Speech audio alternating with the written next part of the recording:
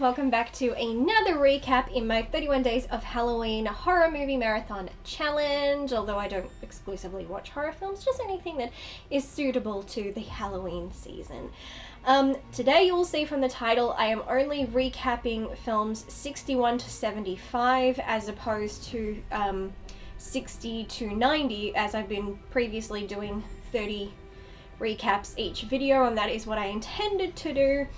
But I ended up having a lot of things to say about some of the movies that I'm going to tackle in today's video, so that would probably end up meaning that the video would go for like an hour and a half, and the videos were already pretty long, so I thought that I would just discuss less and then just kind of break them up as I go through each recap. We'll see how this goes.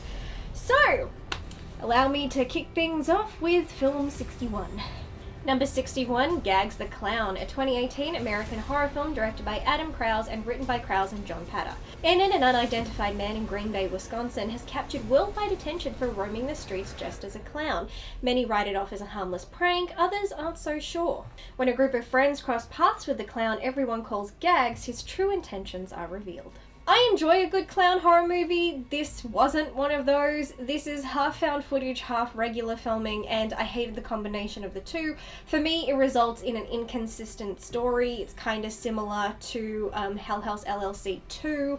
I appreciate the found footage moments, including things like street cameras and body cameras. I also appreciate when someone is using a phone to record and they're running. It looks like they forgot the camera altogether, or in some cases drop it and run, which more people should do. Gags is creepy. He's an effectively creepy clown. The way he's always just standing somewhere in the dark is creepy, and what becomes of his victims is creepy as well.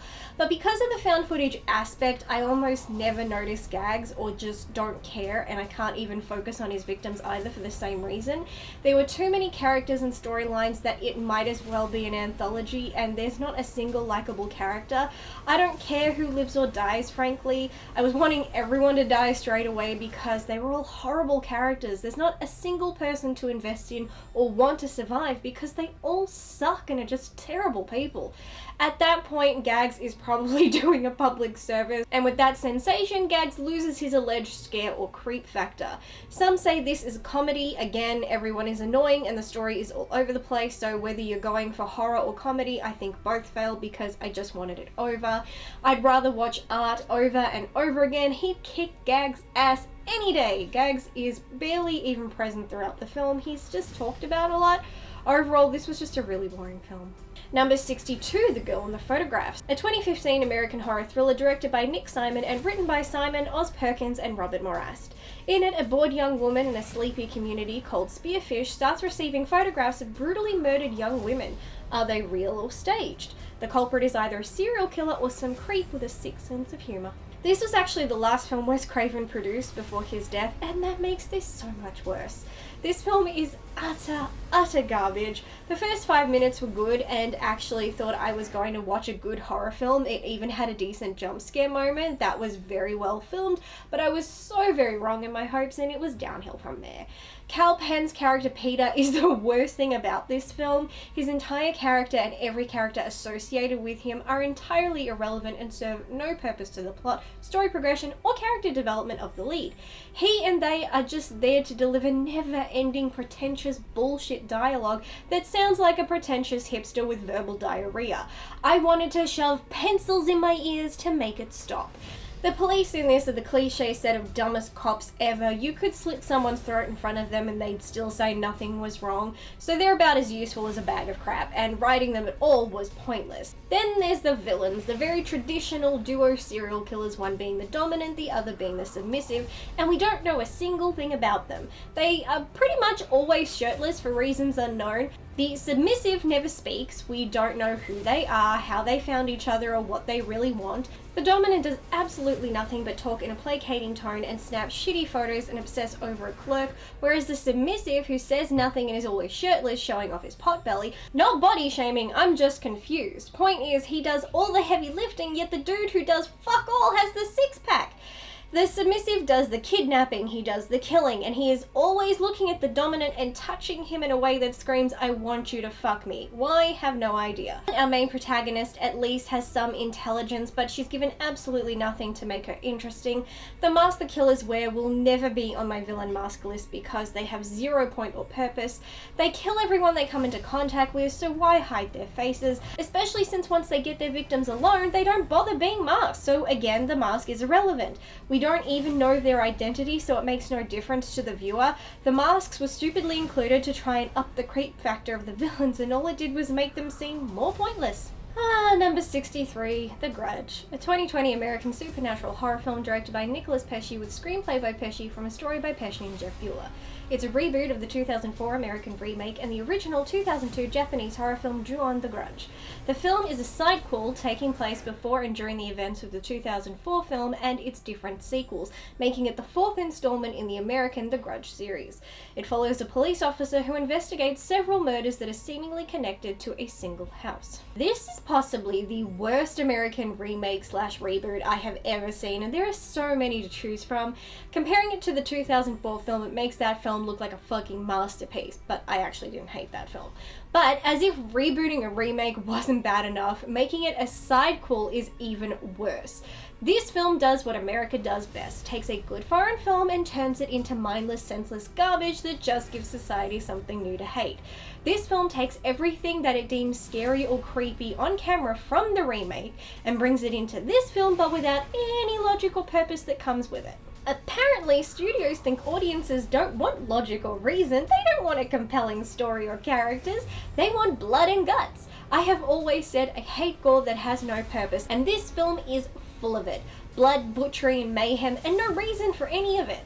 The film even recreates the iconic sound from the Grudge series, but got rid of the why it even exists or why it's creepy. I guess Pesce just thought it's a creepy sound and that's all people care about. It exists because it was the last sound Kayoko made as she was dying after her husband broke her neck. So having all these American ghosts making the sound for shits and giggles honestly pissed me the fuck off. Even the American remakes kept to the fact that Kayoko is the main form the spirit takes. Even when it latches onto someone else and moves to another country, it was still Kayoko and sometimes other incarnations of those she killed. But this, what the fuck was this? So an American woman runs from a haunted house, goes home, kills her family for no reason, then it is those main three who go around killing people, or more accurately, possessing one person and making them kill others. Kayoko is apparently still happily killing people in Japan, I guess? This film opens with the same narrative as the other films, yet completely ignores that narrative. The entire story of The Grudge is that the curse was born from the brutal murder of Kayoko, her son, and even their cat. So any who come into her home become its victim. It latches onto those people and her anger, her pain, it spreads, killing people one by one. But that's not what this film is. This film acknowledges the home in Japan, but then at the same time tries to say that a new curse was born in a new home in America because a woman killed her family for no reason, but there's no anger or pain, no reason, and there's no reason why the wife killed anyone. Kayoko would have just killed them all herself. So basically the entire opening of the film was entirely irrelevant, as was everything after, and if we're to say this is a whole new curse, we are never ever told how the curse came to be. Oh wow, we see 5 seconds of this woman killing her family, much in the same manner Takeo killed his family, except we are never told why. I could not hate this film more if I tried, and I need to stop now. This video will just be about me bitching about The Grudge. I knew if I watched it I should have done it outside of my marathon so that I could do a Kill It With Fire review, but oh well. Number 64, The Hallow, originally titled The Woods, is a 2015 British-Irish horror film directed by Corin Hardy and written by Hardy and Felipe Marino. In it, a family who moved into a remote mill house in Ireland find themselves in a fight for survival with demonic creatures living in the woods. I get where this film was going, but I was still left disappointed. Adapting folk tales about evil fairies and changelings is not a new subject, and I don't think this film does that much that is new or fresh, except it also brings in this sort of subject of possession or contamination which starts blurring the folk tales it's trying to depict. I think for me the biggest issue is how fast things start going wrong. Bad things start happening almost instantly, and it's just got its foot on the gas the entire time. It hits its peak at just 30 minutes into the film, so everything after that just felt mundane because there were no levels. It was just the full throttle the whole time. This film focuses far more on this evil fungus than anything else, but never explains what it is or what purpose it serves. Ultimately, I was left disappointed. Number 65 is Halloween. Instead of a rant, I'm about to gush about a film. Yay! A 2018 American slasher film directed by David Gordon Green and written by Green, Jeff Radley, and Danny McBride, based on characters by John Carpenter and Deborah Hill. It's the 11th installment in the Halloween film series and a direct sequel to the 1978 film of the same name. The plot follows a post-traumatic Laurie Strode who prepares to face Michael Myers in a final showdown on Halloween night 40 years after she survived his killing spree. I so regret not watching this on its own so I could give it a full-length review because I really loved it. I would call this the most empowering horror film I've ever seen. The film takes elements of Curtis's character Laurie that were addressed in previous films but brings them all together into something far more cohesive and visceral. In this, Laurie suffers from PTSD and alcoholism, things that her character dealt with in Halloween H2O. In this film, she's turned her fear and paranoia into a weapon, her trauma resulting in a hard upbringing for her daughter, and her daughter resented her for it.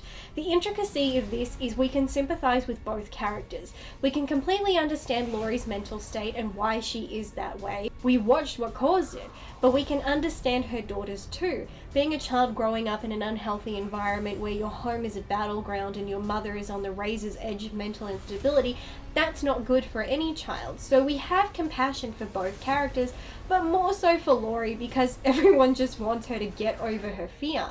Society tends to treat victims of crimes as weak or a waste, and victim blaming is popular. Society has this tendency to glorify criminals and serial killers and ignore their victims and the pain they endured.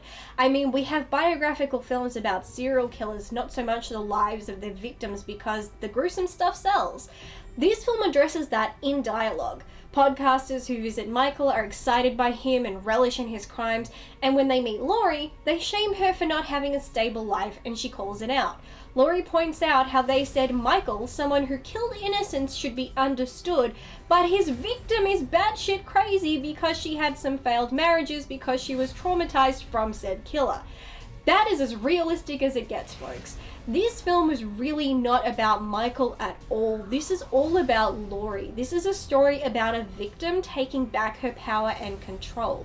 She turned her house into a giant trap. She trained herself and her child so that neither of them would ever have to be victims ever.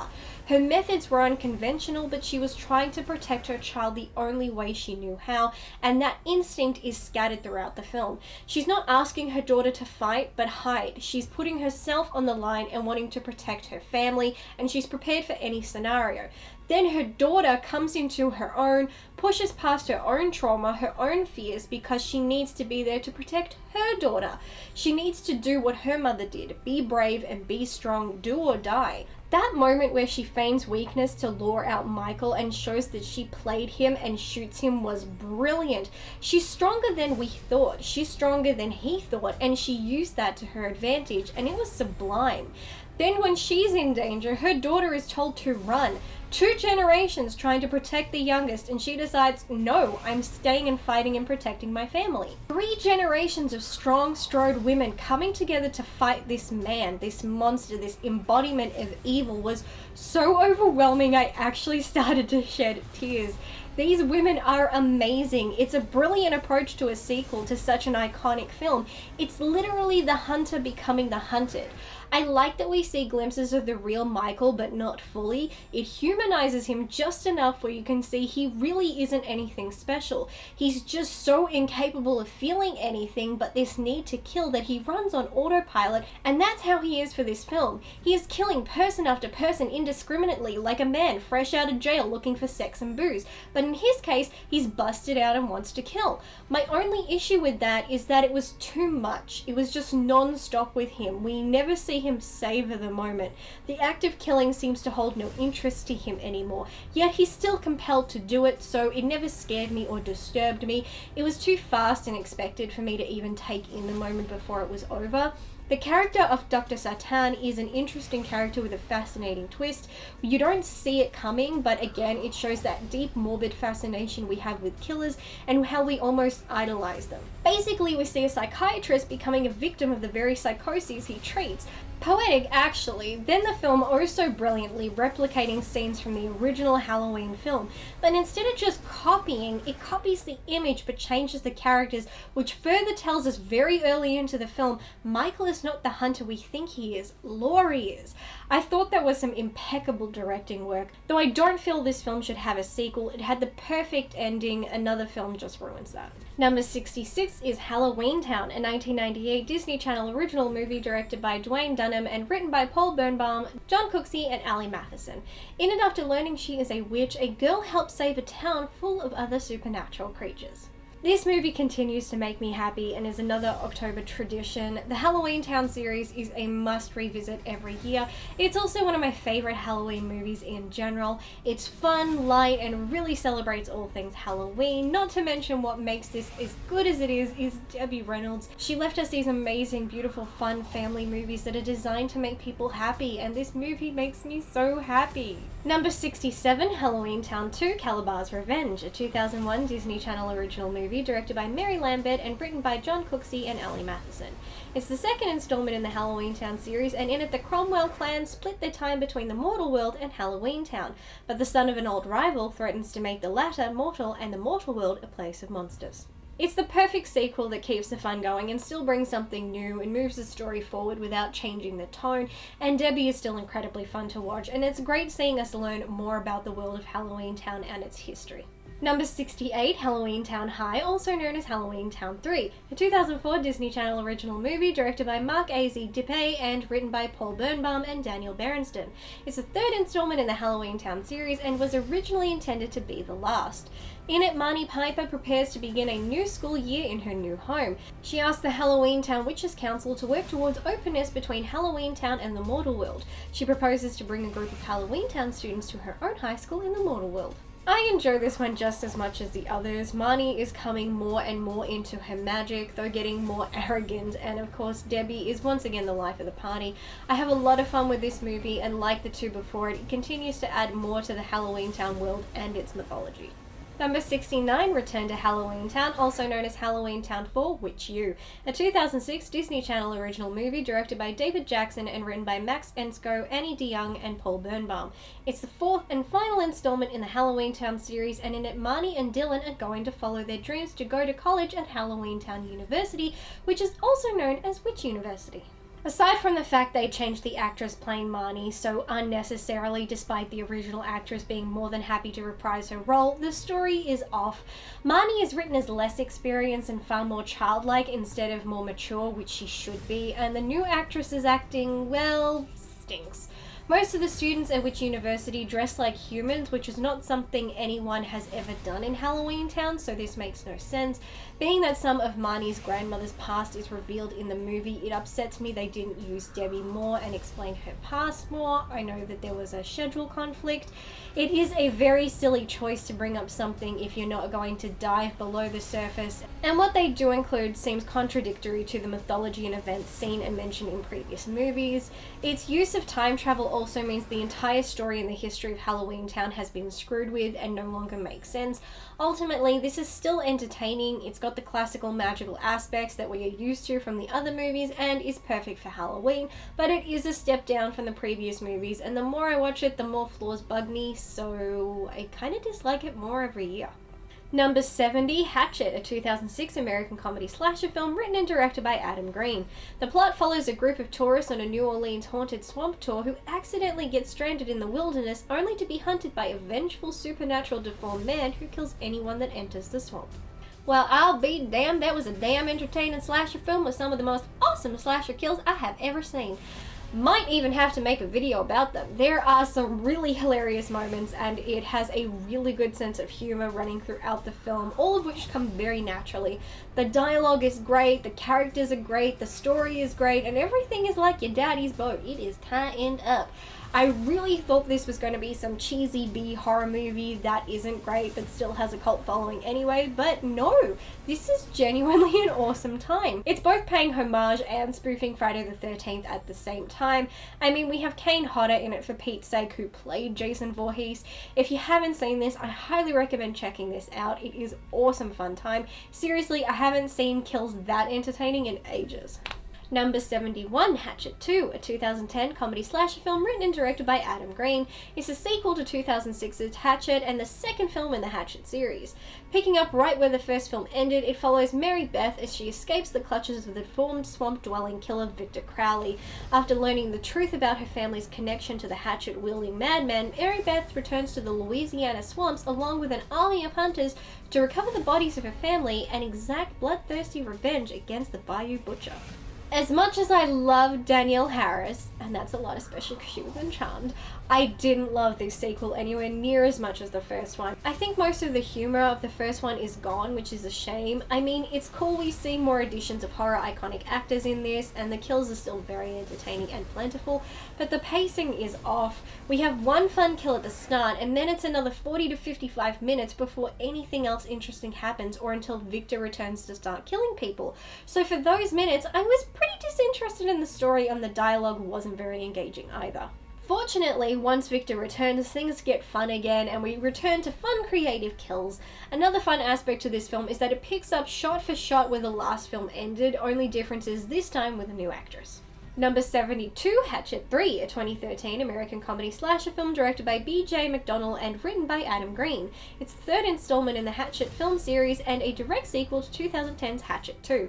Enid, a search and recovery team, heads into the haunted swamp to pick up the pieces, and Mary Beth learns the secret to ending the voodoo curse that has left Victor Crowley haunting and terrorizing Honey Island Swamp for decades. Much like the second film, it continues to add upon the Victor Crowley myth. In any other series, it would annoy me how many times the story morphs and changes, but in this series, it works because most of what is known about the character is based on myth and urban legend, and those are spread like Chinese whispers, so it makes sense that the story keeps changing and can keep changing at all. Again, we see more additions of iconic horror actors, which is super fun to witness, and while this film is where I stop liking or having an interest in the character of Mary Beth, on the bright side, Victor has more victims to prey on, so we get to spend plenty of time enjoying fresh new kills in many creative ways, and that is a fun thing to watch. I'd say I like this a fraction more than the previous film, as this one did make me giggle a few times. Number 73, Victor Crowley, also known as Hatchet IV, is a 2017 American comedy slasher film written and directed by Adam Green. It's the fourth installment in the Hatchet series and a direct sequel to Hatchet III. In it, 10 years after the events of the original movie, Victor Crowley is mistakenly resurrected and proceeds to kill once more. I enjoy this even more than the last one, so we're slowly working our way back up. They bring back Victor in a way that works and makes a lot of sense. We still have characters connected to the previous film, so that's enjoyable. They find a way to give us a Crowley kill at the start to get our taste buds to wake up, and while it takes a while to get back into the action, when it does, it's still the fun ride as always. Difference now is I actually enjoy what's going on in the time between when we see Crowley again. I like how instead of following Mary Beth, we're following Andrew Young's many characters of the series, in this case Parry. I think the humour is a bit better in this film, still nothing like the first of course, and I could have lived without the squabbling exes, but that aside, a fun continuation, and with that ending, I can't wait for a fifth. Number 74, Haunt, a 2019 American slasher film written and directed by Scott Beck and Brian Woods. On Halloween, a group of friends encounter an extreme haunted house that promises to feed on their darkest fears. The night turns deadly as they come to the horrifying realization that some nightmares are real. I was almost hopeful for this film, but then it went and did the exact same thing I've seen in every other haunted house slasher film. It didn't bring anything new to the table at all except its villains. I was hoping the villains would be either regular serial killers or demons. Instead, we have a cult of people who are heavily into body modification, which is not a storyline I agree with. Society already has a really negative view of people who participate in body modification, and it is considered to almost be a cult thing or done done by mentally disturbed individuals, so this film feeding into that stereotype did not impress me. The film adds in the storyline of domestic violence to the main character, and while that's fine if you want character backstory, it actually has zero relevance to anything that happens in the film. It keeps coming up at random moments, but does nothing for the story or plot. It's just filler. On top of that, this film doesn't seem to know what approach it wants to go with. One of the killers is stalking the group, yet the group somehow manages to end up at the killer's base by pure chance, and not because they were lured there. Then various parts of the haunted house somehow perfectly reflect things from Harper's past, but these guys aren't supernatural, and she doesn't talk about her history of domestic violence, so how is that possible? Or is that just a dumb coincidence designed to empower the lead to confront her fears? Because that's still a dumb approach. It frustrated me how often someone was injured and yet acted unfazed by their injuries. I hate when this happens in films. Yes, adrenaline is a thing, but Harper had the flesh ripped from her hands, which contain a lot of nerve endings, so you would be in agony. Yet within 5 seconds she's turning doorknobs and completely oblivious of her own injuries. I take issue with that stuff. Why bother injuring characters if the characters almost never remember they're injured or act as such? 2016's House of Purgatory did much of the same, but with a supernatural twist, and while that wasn't amazing, it was at least better than this. At least none of the characters annoyed me, and I did scream and freak out once, and that was because spiders were involved. Almost guaranteed to scare me, being that I am severely arachnophobic to the point of breaking into severe hysterics and massive anxiety attacks due to past personal trauma, so people, please don't prank me with spiders and think it's funny. It's actually very traumatic for me. And number 75, The Haunting of Molly Bannister, originally titled Bannister Dollhouse, a 2020 UK horror film written and directed by MJ Dixon. It's a direct sequel to his 2018 short film Molly, and is a chilling tale of a family at odds against a sinister evil they don't understand. The origin of Molly Bannister is here, and it's more terrifying than you could have imagined. I was intrigued by the opening of the film and then the following scene, and then it was all downhill from there, sadly. I've seen many a low-budget indie horror, and with them you have to look at them differently. Really, I try to judge the elements of the story that aren't affected by budget, like performance and story, and for me both of those were very disappointing. The story first appears as if Annabelle and Chucky had a love child. The doll is haunted, but the doll can move around and attack people. I believe in having one or the other, not both. The story plods along with Molly trying to be written as disturbing, but it just comes off as annoying, incessant baby talk. Then the story decides to give us a plot twist, and I didn't find it made any sense at all. We saw supernatural activity. We saw the doll supposedly get exorcised, but then we're told it wasn't the doll at all, it was Molly herself. She calls herself a devil, but are we saying she's supernatural, or are we saying she's just a psychopathic child? It's never made clear, and now I feel I'm watching two different films and I'm unsure what to make of it. If she is supernatural, what is she? We're never told. Sadly, this is also where the performances get bad. The mother is killed by having scalding water poured over her face, yet she doesn't scream in pain or anything. If you've ever been burned by scalding water, which I have, you know it's agony. Someone doing that to your face, you would be screaming the roof down. But our actress opts for a couple mild moans and then silence. Move on to the older daughter being stabbed to death. Not only does she do nothing to stop her little sister from stabbing her, I mean, she had two functioning arms and legs. She could have fought back, but instead she sits there and lets herself get stabbed. Twice she is stabbed, and both times she doesn't make a peep. She's wide awake. Again, if someone is stabbing you, you scream in pain. It hurts. You don't just sit there looking bored as if watching paint dry. Twice in this film, the father is written doing something very stupid. Both times a daughter of his has been stabbed and the knife is left in. Both times he pulls it out. Both times he is a dumbass. Now you can say, well, the script wanted him to do that because it makes him look guilty. I don't care. In reality, he is a dumbass, and the second time around he is an even bigger dumbass. Dude, last time you did this, you were arrested for murder, and then you did it again. How stupid are you? Don't touch murder weapons for starters. It would have had the daughter's psycho prints on it. But more importantly, the second time around, I would say he directly caused his daughter's death. She was alive until he, like a dickhead, pulled the knife out. I understand not everyone takes first aid, but it should be common sense to not touch a sharp object penetrating someone's body. That object is currently keeping them alive. A, it is blocking the wound and stopping them from bleeding out. 2, you have no idea what that knife has hit. A major vein or artery, a nerve, an organ, you don't know. So don't fucking touch it. The moment he pulled it out, she died. So he killed her, basically. Had he left it alone, she could have been taken to hospital where they would have done scans and ultrasounds to make sure the knife wasn't near anything dangerous, before then proceeding to pull it out in a safe manner where they could repair it as well. But no! This fucker, like all morons in horror films, pulled it out and killed her and then gets to go to jail again because he did the same dumb shit at the start of the film. Stop writing people doing stupid things! Okay. That is my last rant for this video. You can see why I had to cut down 30 films down to 15. Imagine if I'd done all 30. I assure you, there were a lot of rants in there. This would have been like an hour and a half video. And my voice is already cracking from this level of ranting, so I made the right call. Right decision, Ashley. Well done. But, with that said, at least I was able to gush about one film.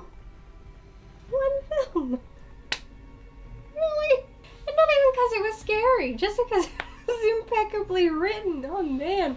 Yeah, nothing so far has scared me. No, I'm watching horror films and it's not just like, oh my god, I want to be jump scared. I want to be